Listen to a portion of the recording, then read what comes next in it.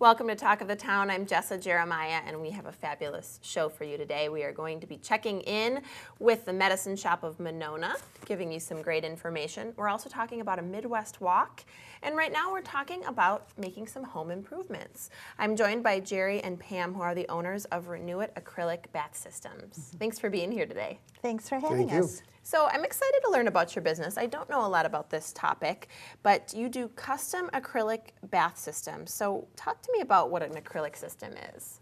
Well, acrylic goes right over your existing tub, cast iron or steel. We can also go over shower bases, and we can go over walls that are in place as long as they're solid. Acrylic is really easy to keep clean. It's perfect for a bathroom. Yeah, let's expand on that a little bit. So why do you think acrylic is such a good material or product for a bathroom? It's very easy to maintain. I just clean my own with my Dawn dishwashing liquid. It's very durable. We do a lot of student housing downtown Madison. Stands up to what those kids dish out. Yeah, that's probably important. There's been quarter barrels in some, and there's no problem. That's funny. So, to your point, really durable material and Very. easy to clean is, of course, a benefit. Yeah. Lifetime warranty. Wow, okay, so that's really nice to know too. And now when you first started talking, Jerry, you were talking about how you can actually put it over the top of surfaces. So I would imagine that there's some cost benefit to that. You're not doing as much removal then, right? That's right. It saves on tear out. It saves time. It saves money. We can normally do a bathroom, a tub, and a wall in one day. Wow. If we're going to be doing more than that, it can take longer. We don't like to go from one project to the other till we have the first one done. The idea of going over something, though, was developed, I think, in Europe a long time ago. We didn't discover this till '98, and we've been doing it ever since. We've been the first in South Central Wisconsin. We introduced it to South Central Wisconsin. Did you? And the idea is, you'll take a cast iron or steel tub, and there's a mold made from that tub that fits your tub, the exact same tub. Wow, that's It's interesting how it's incredible. made if you saw it in the factory. So you're saying that you don't need to have a certain size or space or what have you because it's custom done to your specific needs. Right. In the Okay. factory, they're made, the factory has hundreds and hundreds of different molds, different tubs, especially in the Midwest. We have so many different ones. But whatever tub you have, they have, let's say, that make and model, and they use that to make the tub from that mold. Wow, that's incredible. Yeah, That's like It is. libraries have books, the factory has bathtubs. wow. Yes, That's a good analogy. It is, because you see them stacked on pallets. They're amazing. I love it.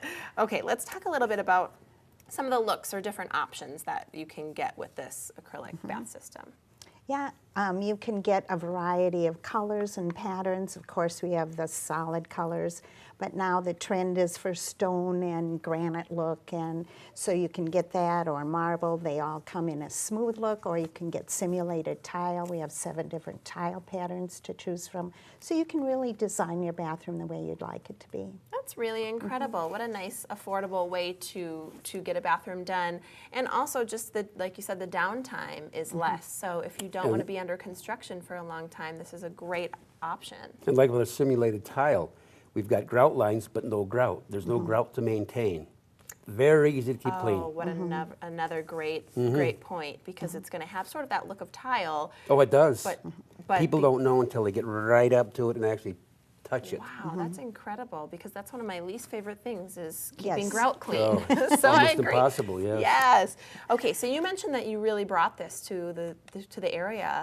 How long have you been in business? Since 1991, right? For Yeah, you? and then we introduced, Jerry discovered this in '98, and then we started pretty much doing this, so. Congratulations. Thank you. Well, what a unique way to get a bathroom done affordably, pretty quickly, and easy to clean. I love it. Yeah, All good great. things. Jerry and Pam, it was just a pleasure talking to you. Thanks so much. Thank you. Nice meeting you. So these folks are with Renew It Acrylic Bath Systems. They're the owners, and they're out in McFarland. So give them a call if you're interested. We've got more Talk of the Town coming up for you after the break, so stick around. Say do it with Renew It. Great ending. We'll be right back. Welcome back to Talk of the Town. Thanks for tuning back in with us. We are going to talk about a fantastic program that, if you haven't heard about before, I'm excited for you to learn more about. We're talking about the Wisconsin Business World program, and joining us is Jack Orton, the program director. And I'm glad to see you. Glad to see you too. Thanks for having me. Yeah, we love chatting with you. Now, this is a program and an organization that I have just fallen in love with over the years because you guys do such great things. So share a little bit about some of the new things that are going on, and then we'll get into some other things in a bit. Sure. Well, we're vamping up for the Summer Business World program, which is our flagship summer program. Over the past 35 years it's been already, we hold 2 college campus summer camps. One, it's been historically held on St. Norbert's campus in De Pere. The other has been on the college campus of Edgewood College, right here in Madison. In terms of what is going on right now, we're in the full season of the mini Business World program, which is kind of the condensed version of what our summer program is like. Our summer program is 4 days, 3 nights. It's where students run a hypothetical company from dawn until dusk, and they learn everything from the inner workings to Wisconsin's economy, to entrepreneurship, to the rise in the early days of Adam Smith and the free market economic model. And so the mini Business World program is held on site at high schools all across the state. And we kind of take over the auditorium, for example, and we have the kids kind of take over a failing hypothetical company. They kind of try and turn it around, and it's a lot like the summer program, but it's really packed into one day. Yeah, what a great way to give kids, real world experience, because it is hard sometimes to translate the skills that you learn in the classroom to the real world. And this is such a great stepping stone because you're really faced with real life problems that could happen in a company, and a great way to set up some entrepreneurs potentially for the future. Yeah, and we're finding that, we have students from all over Wisconsin participate in the Business World program, especially the summer program, and even in the minis are held all throughout the state. But we find that the most good that the program does is in the rural areas of the state. The curriculum is designed so that students that maybe don't have access to a very sophisticated business education curriculum, they come and they take over these hypothetical companies, and it's amazing what they discover in themselves. It's really awesome. That is awesome. It's fun to talk to you about it too because you're so passionate about it, and I can see why. It's a really unique program and a great way to give all students, kids out there, access to that knowledge. Yeah. I love that. Let's talk a little bit about the summer program. So you said that Mini Business World is sort of mirrors in some ways the summer programs. Expand on that, and let's chat about when and where this summer's programs are going to be held. So registration is open, regular registration. We opened early bird registration, which was way back in February, but now we're into regular registration. The first summer program that we're holding this year is at St. Norbert's College in De Pere. It is being held from June 18th through the 21st. The second is being at Edgewood College right here in Madison. It's on July 23rd through the 26th. Historically, we've only had about a week in between the 2 camps, but we found that maybe spacing them out a little bit more kids are able to participate in it. I mean, June 18th is right after high school, and it's also really close to Badger Boys and Badger Girls State, so we found that we were losing a lot of students by not being able to participate in the first program, so we spaced it out a little bit more. But yeah, the summer program is what our main event. The mini program only started in 2011. The summer program runs 4 days, 3 nights. It's on a college campus. Students get to work with business owners and business professionals from all over the state.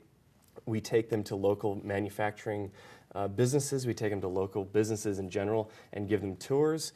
We run them through everything from like I said, the early days of capitalism in Europe, medieval Europe, and then we run them all the way to the present day, the inner workings of Wisconsin's economy. We outline all the different terms, economic models that they hear in the daily news cycle, and everything that they need to be prepared for in the days to come, especially if they're thinking about not going on to college. We try and prepare them. We don't push college at all in our curriculum, but we try and prepare them and let them know about what is going on outside of high school. Wow. Yeah. Well said. I mean, I don't know how to close that. That was wonderful. Jack Orton, you are just wonderful. Thanks for chatting with us Yeah, today thanks for having me. about Wisconsin Business World. Thank you. Appreciate it. We've got more Talk of the Town coming up after the break. Stick around. Welcome back to Talk of the Town. We are about to discuss a walk that is going to be called Great Steps for Neurofibromatosis. So obviously some great causes there. And joining me to chat about that is Laura Fillmore, who is the event chairperson. And I'm so glad to have you today. Thank you so much for having me today. I'm very excited to be here. Yeah, well, I am excited to talk about this because this is a really special event to help raise awareness. And I want you to share some of the basics about the event with our viewers at home, if you would. Sure. So the event is called Great Steps for NF, and it's for anyone who is affected with neurofibromatosis or friends or family, or really anyone who just wants to have a fun Saturday. I mean, it's a lot more than just people with NF. Yeah, absolutely. Well, hey, everyone loves a great time to get out and do a walk and participate in something. And any time that also has a benefit to an organization, I think is really impactful and particularly special. Now, why are you specifically here to promote this event? So my youngest daughter, Marissa, has NF, and we found that out when she was 3. And I remember feeling like we were super isolated, that we didn't know anyone else that had it. We had never heard of it. And so when we discovered this event, I think this is our 5th year that we've been involved. We got to meet other families, other people that have NF. And so I'm very passionate now about sharing the word and connecting people together so they don't feel so alone. Yeah, absolutely. Well, when you get news like that, it can, like you said, be a scary thing to discover, especially since you don't really know what you're in for. And I think that is something that I would like for you to share with me and for folks at home too, more specifically about NF. So what is neurofibromatosis and what are some of the impacts that it has on your daughter? So the thing with neurofibromatosis is every person is affected in a different way. So usually what it means is you have tumors that can grow anywhere you have a nerve ending. So that's head to toe. So you can get them externally, internally, and they can make a mess of things, of course. Some of them are cosmetic, but some can cause real health crises. So for our daughter, she had a brain tumor removed when she was 7, and you would never know. She's a great kid, and she bounced right back. I was so amazed. But then there's others that have, bone deformities. They have internal issues. Like Marissa had brain, but it could form anywhere inside your body. So people have to go through numerous surgeries and treatments to try to get rid of these tumors, and it can also cause hearing loss because a lot of times they form in the brain, as I said with our daughter, eye vision issues, learning challenges. People that have it have struggles with learning. It doesn't mean that they're not smart. It means they have to work, though. Everything's twice as hard for them. So, yeah, Well, a lot of different things. Sure, and obviously there are a lot of challenges varying in scope and Yes. severity depending on the case, which is, again, why this event is so important, because it's bringing really awareness and things to a relatively unknown issue such as neurofibromatosis. So I think that's a really important thing, and I appreciate you sharing some of your personal experiences and story with us.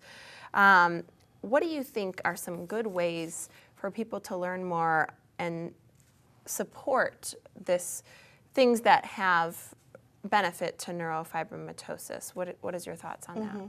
So certainly going to an event like this is a great way to support it, because this is about fundraising too.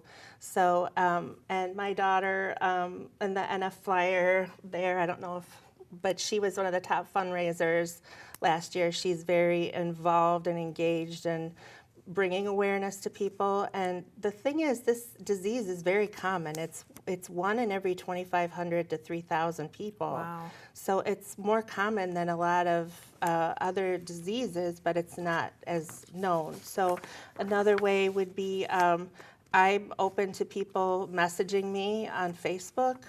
We'll have a sign-up sheet at the event as well to connect families.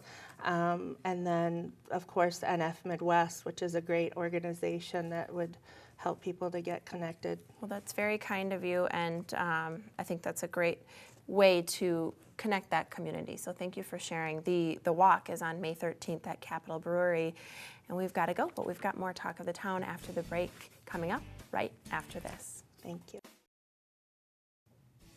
Welcome back to Talk of the Town. We are joined now by our news partner from the Medicine Shop of Monona. We are chatting with Eric Hewitt, also the owner. Glad to see you.